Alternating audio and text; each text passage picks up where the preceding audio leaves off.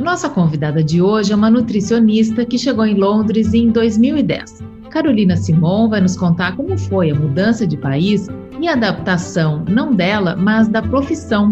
Será que é muito diferente ser nutricionista aqui em Londres e no Brasil? É isso que vamos descobrir. Eu sou Letícia Nascimento e esse é o Manda Brigadeiro, o podcast que conta a história dos brasileiros que moram fora do Brasil.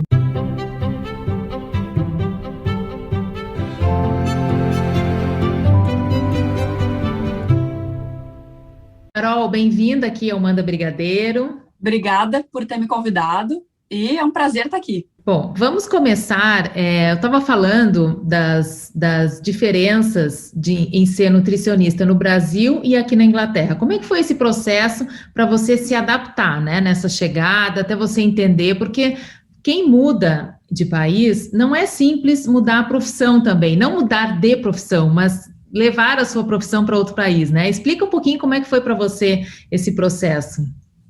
Eu acredito que foi difícil, assim como é para qualquer brasileiro que vem para o exterior, né? E começa uma nova trajetória na sua carreira, ou seja, começa do zero, né? Então, no momento que a gente sai do Brasil e que a gente vem para um país estrangeiro, sem conhecer muito a língua, como era o meu caso, né? Eu acho que as coisas ficam um pouquinho mais complexas.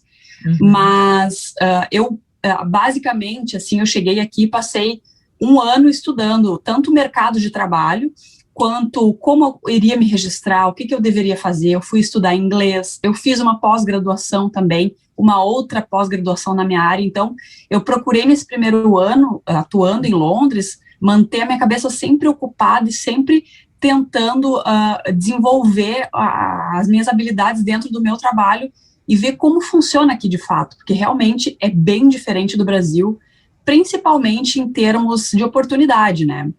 Eu acredito que aqui a gente tem muito mais oportunidade e a gente tem também uma oportunidade muito maior e é muito mais facilitada a questão do empreender aqui em Londres, né? Então, essas foram as coisas que eu descobri no meu primeiro ano aqui e, claro, foi uma trajetória difícil como é para qualquer um, né? Sim. A gente estava conversando antes da entrevista, e eu lembro que eu já precisei aqui, já fui indicada a uma dietista. Eu não sei se seria esse o termo correto em português. Sim, dietitian. Que eu não sei, no Brasil existe essa profissão. Aí eu falei, mas por que não é uma nutricionista? Ah, não, porque nutricionista aqui é diferente. Explica um pouquinho para a gente quais são as diferenças, assim, de ser nutricionista. Claro. Então. Na verdade, nós temos 3 possibilidades de registro profissional aqui no Reino Unido, né? Então, quando a gente chega aqui, a gente chega sem nenhuma informação e a gente vai atrás disso. E muita gente tem muita dificuldade, inclusive, para descobrir quais as diferenças e se realmente é possível se registrar sem fazer o registro de dietitian, que é o registro que nos equivale exatamente àquilo que a gente faz no Brasil, tá? No Brasil, nós temos um registro de nutricionista, que a gente faz com o nosso CRN, que é fiscalizado pelo Conselho Federal de Nutrição, né? Então, é um registro único para o país inteiro. Esse é o registro oficial de uma nutricionista no Brasil. Aqui, nós temos 3 tipos de registro.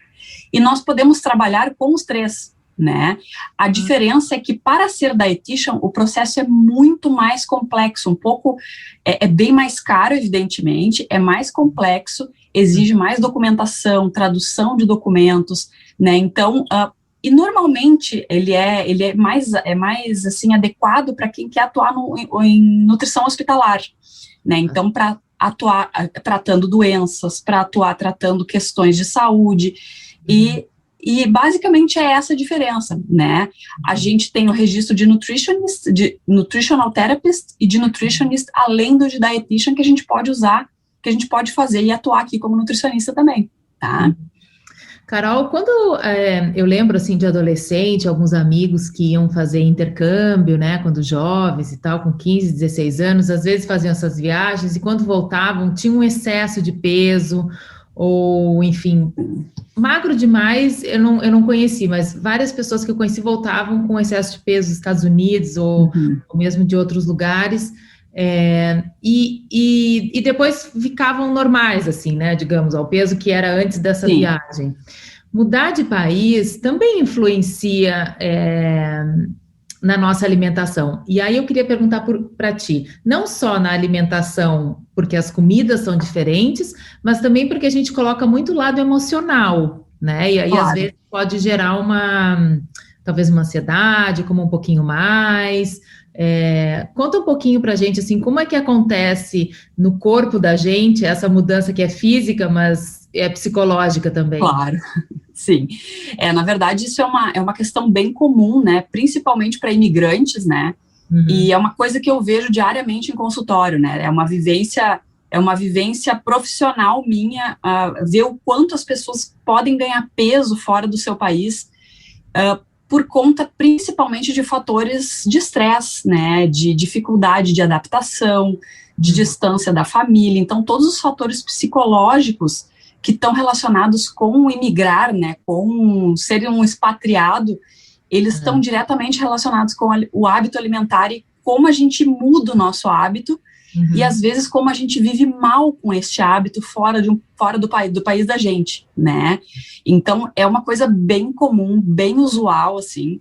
Eu vejo muito em consultório e é justamente o meu maior público, é o público que justamente quer melhorar a sua alimentação porque viu que mudou muito depois que saiu do seu país, a rotina, a questão de escurecer mais cedo, a questão de ter um inverno muito longo, as questões climáticas, a questão da disponibilidade de alimentos, também faz com que o paciente muitas vezes ganhe peso, né, além dos fatores psicológicos também, que são, assim, determinantes, né, para melhorar essa alimentação ou para deixá-la muito pior.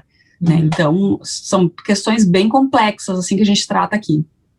Você sentiu isso quando você mudou? Você teve essa dificuldade também? Como é que é para uma nutricionista? A Nutri também sofre, né? Claro, com certeza, assim, eu acho que não existe ser humano, né, que não sinta a diferença, principalmente climática e de disponibilidade de alimentos. O que eu notei quando eu cheguei aqui? Que o sabor de alguns alimentos era diferente, que a disponibilidade, os alimentos de época eram diferentes, que os valores eram diferentes, que eu tinha que trabalhar dentro de um budget também de alimentar, né? Então, assim, a gente tem que trabalhar dentro do máximo que pode gastar, do mínimo que pode gastar, e o grande desafio é adequar uma alimentação saudável dentro de todos esses fatores. Né? Então, é muita diferença cultural, né? Principalmente alimentar e cultural.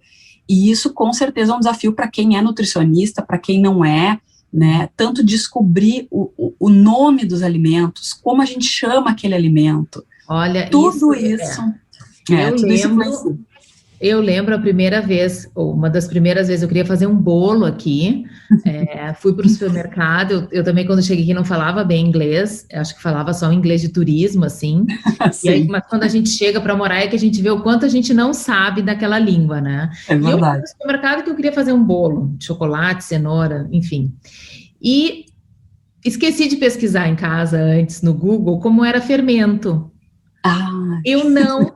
E assim, eu procurei no corredor, né, das coisas de bolo e tal, mas eu não consegui identificar, e eu pedi ajuda, só que eu mal falava inglês, eu fazia mímica e dizia que era rice, sun, e assim, eu fui me embananando mais, eu saí do supermercado sem fermento, eu não sabia como é que falava e as pessoas me mostravam umas coisas que eu também não sabia se eram de fato para isso ou não, né, então, eu acho que essa questão dos alimentos, eu acho que aqui também na Inglaterra, em um caso mais específico, tem vários vegetais que a gente não conhece, né, de outros lugares, mas isso eu acho que é o lado bom, né, Carol, da gente poder descobrir também na alimentação um outro mundo. Quando a gente muda de país, a gente se transforma, né, a gente descobre outras coisas, mas na alimentação também é uma forma. Agora, a gente tem que descobrir o lado bom, né, porque se a gente fosse só comer comida de pub, por exemplo,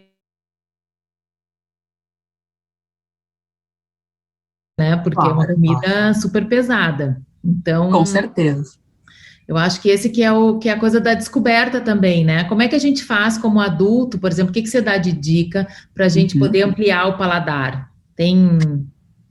Na verdade, assim, é justamente isso que tu mencionou da questão intercultural, né, da gente conseguir descobrir um mundo novo. Por exemplo, eu quando cheguei aqui, eu não conhecia comida indiana, assim. No Brasil, a gente não tem o hábito de comer comida indiana. E assim, a comida indiana, ela pode ser muito pesada, mas ela também pode ser muito saudável se a gente souber fazer ela, né? Então, assim, eu acredito que as dicas que eu tenho para dar são mais relacionadas ao preparo dos alimentos, né? Seja qual for a cultura, né, a gente preparar um alimento com bem menos óleo, com bem menos sal, né, de cozinha, esse sal que a gente coloca no alimento, ou o sal extra que a gente coloca em cima do alimento, essas pequenas coisinhas, né, não adicionar muito açúcar aos alimentos, tentar fazer, usufruir dessa cultura toda que a gente tem à disposição aqui, para estimular o paladar e ter uma alimentação equilibrada. Isso é sim possível, é muito possível, né? E me diz uma coisa, quando você chegou aqui, que você estava ainda se adaptando e tentando entender, né, como seria atuar na tua profissão aqui, em algum momento você pensou em mudar de área, ou, ai não, está muito difícil, ou não, você falou, não, sou nutricionista, quero fazer isso, vou atrás do meu objetivo. Na verdade, assim que eu cheguei aqui, eu fiquei bem assustada. A gente fica bem assustado, né? Porque é como a gente conversou, é um mundo novo, é um mundo que não fala a nossa língua, que não tem a nossa cultura, então a gente se assusta mesmo. Inicialmente, eu pensei em trabalhar num café aqui, né? Eu pensei em, até para desenvolver o meu inglês, tudo isso. Mas na época, eu tive muito apoio do meu marido, né? Que foi fundamental, assim, para o meu crescimento profissional aqui em Londres. Ele disse, olha, Carol, eu já passei por tudo isso, eu já trabalhei de outras coisas, e eu te digo, eu não quero que tu vá embora daqui, eu quero que tu fique comigo aqui. Então, eu quero que tu busque só o trabalho na tua área, pesquisa, vai atrás, né, que eu seguro a onda aqui em casa. Então, esse apoio, assim, que eu tive, foi muito determinante para mim. Talvez, se eu tivesse entrado em outra área, talvez, não sei nem se eu estaria atendendo como nutricionista, né? Então, porque é muito comum, né, Letícia, aqui, a gente que é estrangeiro aqui sabe que é muito comum a pessoa sair da sua área e não conseguir entrar mais, porque a rotina engole a gente, né? Então, se eu vou trabalhar num café, daqui a pouco eu começo a ganhar um pouco melhor no café, e assim vai indo, e aquilo vai deixando o profissional um pouco com preguiça de desenvolver a sua área mesmo aqui, né? Então, assim, eu sou experiência viva de quem persistiu muito, porque no início não é fácil, né? A gente tem pouco paciente, a gente não é conhecido, então realmente é difícil, mas tem jeito sim, e dá para ter uma carreira bem bacana aqui, trabalhando como Nutri, né? E você falou em brasileiros, quem é o seu público? São mais brasileiros? Em 80% do meu público é brasileiro, né? Tanto brasileiros vivendo em Londres, como vivendo na França, vivendo na Alemanha, brasileiros na Itália. Eu atendo muito também italianos, espanhóis, né, angolanos, portugueses. Então, esse público é muito grande para mim, né? Então, assim... Não, pode continuar, desculpa. O inglês mesmo, né, o paciente inglês mesmo, ele vem, mas aqui eu noto um pouco de diferença cultural em termos de cuidados com o corpo. Então, não que que os ingleses sejam desleixados de maneira nenhuma, mas que eles não dão tanta atenção para a estética como o brasileiro, né? E eu acho que o espanhol e o italiano também tem isso muito forte na cultura, então isso conta bastante. Que interessante isso, né? Será que é porque a gente tem uma questão com o corpo, um país tropical, que a gente mostra mais o corpo? Será que é por causa disso? E aqui com certeza. Porque é um frio quase o ano inteiro. Com certeza. Eu acredito que, assim, uma coisa que eu admiro muito nos ingleses, né, é justamente essa questão de não ser tão obcecado com a estética, né? Não é que eles não se preocupem com a estética, eles não são obcecados com essa ideia, né? Coisa que nós brasileiros, nós temos um pouco mais de preocupação excessiva com isso, né? Por conta justamente de ser um país quente.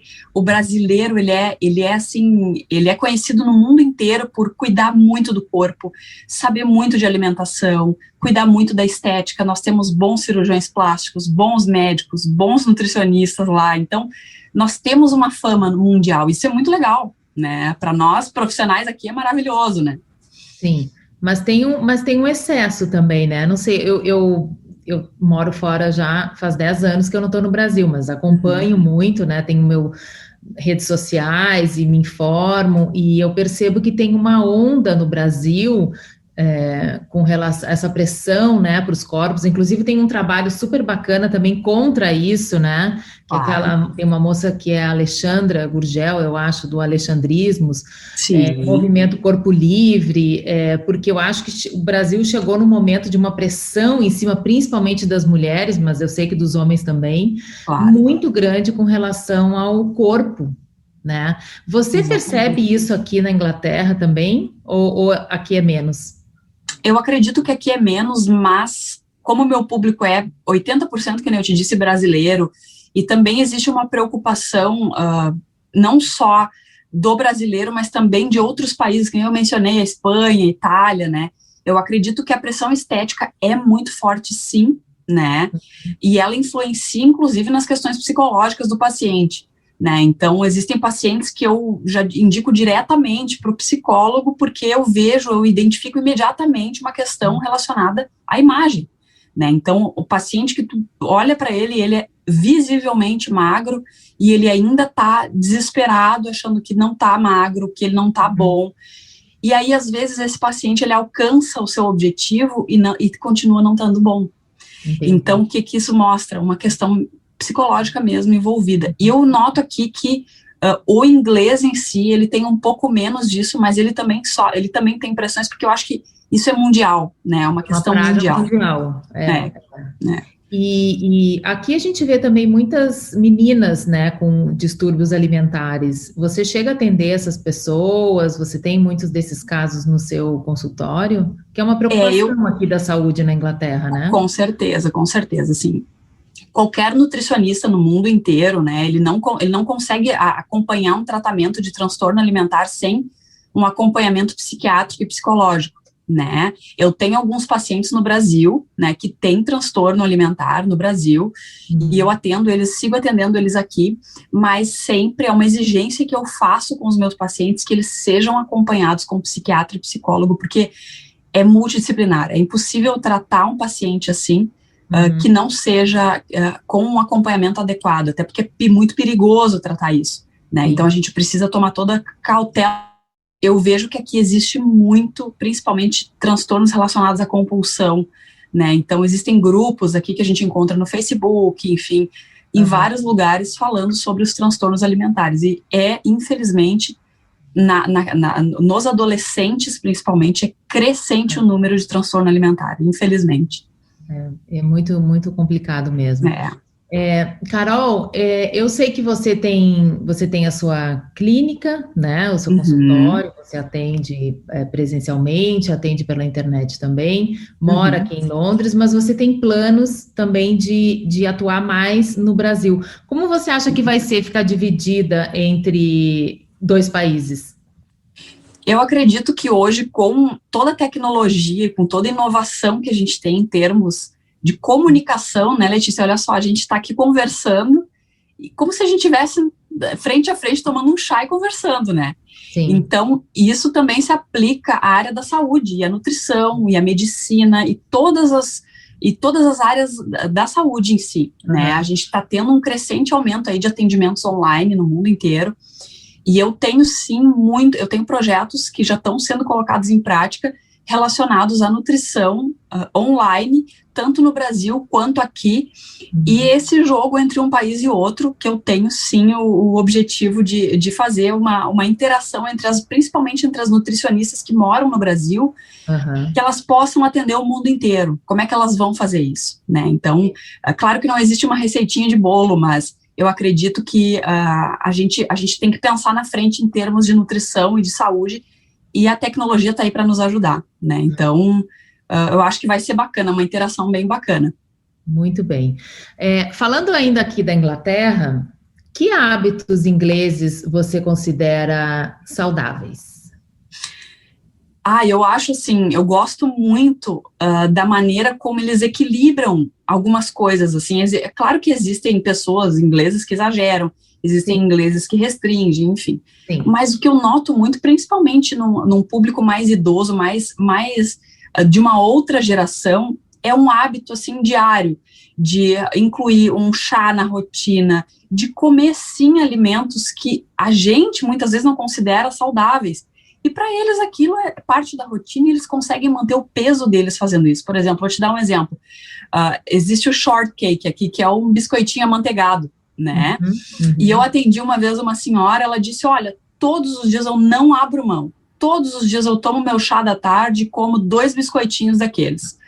E ela veio me procurar por motivos de melhorar a alimentação em termos gerais, né? Então, assim, depois da menopausa, precisou de um atendimento mais específico, mas o que é interessante é que eles conseguem manter o peso, muitas vezes, com hábitos que nós não fazemos porque consideramos não saudáveis. E, na verdade, a questão do saudável ou não está muito mais relacionada como tu te relaciona com a alimentação do que como comer ou não um biscoitinho por dia, né? Então, é isso que eu acho bacana, assim, essa falta de estresse, assim, eles não ficam obcecados com o alimento, né? Alguns incluem até bebida alcoólica quase todos os dias na sua dieta, e assim mantém um peso, claro, mas é claro que é uma cultura, uma questão cultural deles, muito grande, né? E o chá também, né? Muito, muito chá, muito chá. Muito chá mesmo. Mas é bom. E aquela visitinha no pub, né? Como você falou. Isso, não. E fazer um bom café da manhã, às vezes, até com alimentos mais cheios de gordura, como bacon, com pão, com tudo que tem direito. E daqui a pouco aquela refeição é mais calórica e depois durante o dia, eles pegam leve um pouco nas outras refeições. Então, assim, essa falta é daquilo que a gente conversou sobre... assim, não ser obcecado com certos hábitos e questões físicas e aparência, né? Tá relacionado mais com o prazer, com a cultura, com o se reunir com a família. Então, muitos ingleses têm esses hábitos, assim, bem enraizados. Eu acho isso bem legal. Eu acho bacana deles. Agora, aqui tem muitos brasileiros que não conseguem largar, né, da comida brasileira. Por que será que é por causa do afeto ou será que é por causa do ar? Porque tem pessoas que comem o arroz, o feijão, a carne todo dia do jeito como se estivesse no Brasil, né? Claro. Por que será que você acredita esse hábito, digamos assim? Na verdade, assim, eu acho que é justamente uma questão afetiva, né? A alimentação, ela não está só relacionada com o nosso bem-estar físico, mental e toda a nossa vida, né? Ela está relacionada com a nossa história, com aquilo que a gente aprendeu, com aquilo que a comida, ela nos lembra lugares, ela nos lembra pessoas, ela nos conecta com pessoas, né? Então, eu acho que como a gente sente muita saudade, eu acredito que muitos brasileiros mantêm muita cultura porque se sentem mais em casa fazendo, né? E existe um ponto positivo demais na cultura brasileira, que é justamente o equilíbrio, né? Então, assim, o nosso simples prato de arroz, feijão, uma carne ou um frango e saladas e vegetais, isso é super saudável, super equilibrado, né? Então, nesse prato aí nós temos 2 tipos de proteínas, uma vegetal e uma animal, né, que vem do feijão e vem da carne. Nós temos um carboidrato, mesmo arroz branco é um bom carboidrato para a dieta. É assim, por que não? É só não comer em excesso, né? E os vegetais, eu acho que manter essa cultura também mantém a saúde de alguma maneira, mas é claro, a gente tem que saber preparar esse alimento, né? Não colocar muita gordura, enfim.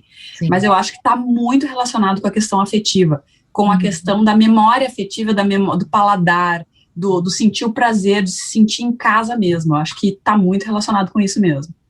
Eu acho que não tem festa de brasileiro que eu tenha ido aqui na Inglaterra que não tenha coxinha, brigadeiro, pão de queijo, quer dizer, é como se a gente estivesse no Brasil, né? É interessante esse hábito que a gente mantém. Né? É fantástico. E o que mais que você acha da sua experiência, Carol, morando aqui, com relação à alimentação, que você descobriu, assim? Tem a questão da comida indiana, que aqui realmente tem muita comida indiana. Sim. E a comida inglesa mesmo, porque antigamente tinha muito... As pessoas falavam muito mal, né? Que inglês só comia fish and chips, que era o peixe só batata. E a batata, e comida de pub, acabou. que você acha? Como é que tem sido essa experiência para você? Você descobriu outras coisas? Não, na verdade, eu acho um pouco injusto, assim, com os ingleses, porque eu vejo que a alimentação familiar deles mesmo, na rotina, no dia a dia, é muito simples e não deixa de ser também saudável quando bem preparado, né? Então, assim, por exemplo, vou te dar um exemplo. Eles têm um hábito muito tradicional aqui, que é que é a carne assada no final de semana. É carne assada, peru assado, pernil assado. Então, eles gostam muito de carne assada com batata, com acompanhamentos que, claro, podem ser calóricos ou podem não ser de acordo com como a gente prepara. Mas eu acho injustiça, assim, eu acho que eles têm uma variedade alimentar boa, até para a disponibilidade de alimentos que eles têm no país deles, né? Eu acho que um hábito que não é ruim, mas claro, né, gente, são detalhes, né? Então, a gente precisa ver como é preparado esse alimento, tudo isso, né? Tudo isso influencia muito. Mas, assim, eu não acho que... Eu acho que tanto... Porque Londres é uma capital, assim, multicultural, né? E eu vejo muito também os próprios ingleses consumindo alimentos de outras nacionalidades numa boa, né? Então, a gente pode fazer essa mistura e ter essa variedade aí sem prejudicar a saúde também. É bem tranquilo, assim. A única coisa que eu acho aqui, que é um pouco mais complicada, são as frutas, porque no Brasil a fruta é muito mais saborosa que aqui. Eu não sei como é que é nos outros países, não sei como é que é nos Estados Unidos, mas eu acho as frutas aqui complicado. Acho que por causa do clima, acho que elas chegam congeladas, elas não têm gosto, né? A manga aqui não tem gosto. É verdade. Na verdade, assim, é uma das coisas que eu mais prestei atenção, assim, foi o sabor doce das frutas, a diferença entre aqui e o Brasil, né? Porque, assim, normalmente muitas frutas, como banana, abacaxi, frutas mais tropicais, vêm de países como a África, por exemplo, o Brasil, até do Brasil. Então, esse processo de transporte, ele tem uns detalhes no transporte que fazem com que esse alimento se mantenha mais conservado, né? Então, o alimento lá no Brasil precisa ser colhido praticamente verde para poder ir amadurecendo nesse processo. E alimentos verdes não têm altos teores de açúcar e nem altos teores de frutose. Eles são alimentos que ainda não se formaram por inteiro, né? Eu não sei se vocês já repararam também que, por exemplo, uma banana, quando a gente come a banana verde é uma coisa, quando a gente come a banana madura é outra. Porque mesmo se você chega a banana verde, mas você deixa ela amadurecer, não é o mesmo sabor. Não é. E nós do Brasil temos vários tipos de banana e a gente dá nome às bananas, né? Por exemplo, banana da terra, banana prata, banana maçã.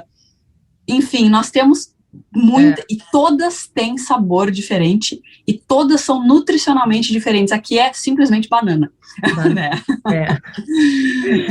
Carol, eu não queria terminar essa entrevista, aproveitando que a gente tem uma Nutri hoje aqui no Verdadeiro, sem te perguntar 3 dicas aí que você acha que são importantes para quem mudou ou vai mudar com relação à alimentação.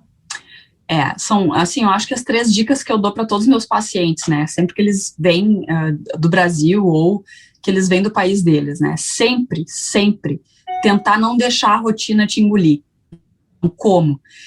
O trabalho aqui, o transporte público exige muito tempo, né, e muitas vezes, muita gente negligencia também a questão do preparo, de preparar o seu próprio alimento em casa, né, eu acredito que a gente tem que se organizar, tem que tentar se organizar para não deixar de lado o cozinhar, o fazer o seu alimento, o ter o prazer de preparar, de fazer o alimento com mais cuidado, né? Eu acho que cozinhar em casa, ter uma rotina de alimentação mais saudável, também é um esforço que a gente tem que fazer aqui no início, porque a gente acaba trabalhando demais e não se dá conta de que o tempo está passando e a gente está se alimentando só com alimentos congelados ou coisas que não vão agregar muito, né?